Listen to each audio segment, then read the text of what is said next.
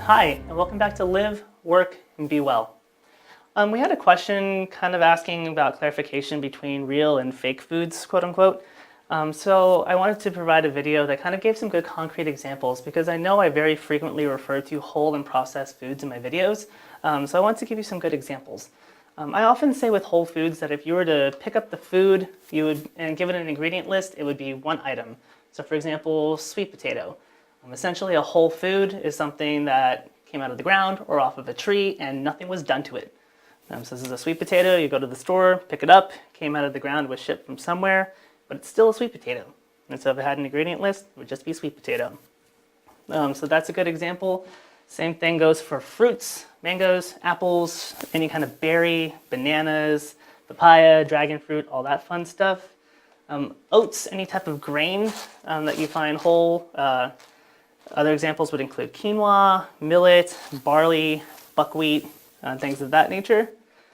Any sort of nut and seed. I have almonds, walnuts, and pecans in here. Nice little mix that you can throw into pretty much anything.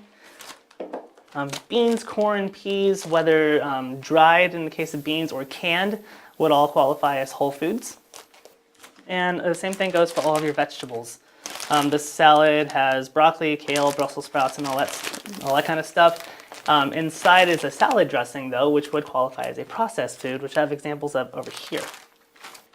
So, contrary to whole foods, which are simple one-ingredient foods, processed foods are comprised of a whole bunch of different just things, mostly sugar. Some of them might be whole food ingredients, but you wouldn't be able to identify them as a whole food ingredient. And that's one way to easily identify processed foods. If you can't identify it as any sort of used to be whole food, then it's probably a super processed food. There is a spectrum of processing that exists, anywhere from minimally processed, which would be like your bread here, to ultra processed, which would be the example of like Nutella.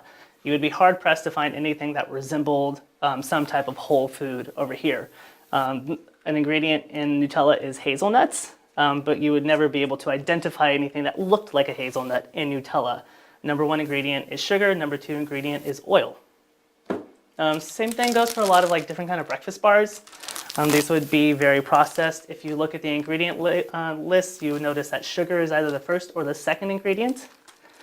The more easy things to identify as super processed are like all of your pastries, muffins, cookies, candies, ramen, things of that nature. Some things that might be a little harder to identify as super processed would be things in a box, like Passaroni, Hamburger Helper, just because sugar is not necessarily a top ingredient. However, bleached, enriched white flour typically is.